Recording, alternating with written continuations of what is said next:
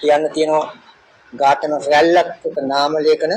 නමුත් මේ කිසිම කෙනෙකුගේ ඝාතන එළියට එන්නේ නැහැ, එළියට දෙන්නේ නැහැ.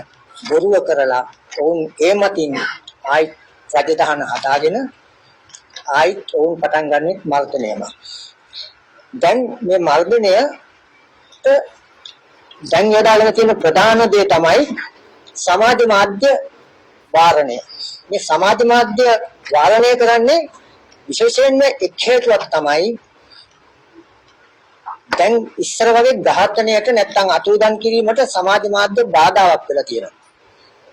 ඒ බාධාව නිසා මාධ්‍යවේදීන්ගේ ක්‍රියාකාරීත්වය අඩු කරන්න බැහැ කියලා මතයක් තියන නිසා තමයි විශේෂයෙන්ම විවිධ හේතුන් ගැනලා මේ සමාජ මාධ්‍ය මර්ධනය කරන්න හදන්නේ. අපි කියනවා දැන් සමාජ මාධ්‍ය පාර්ලිමේන්තුවේ සම්මත කරලා ඉවරයි.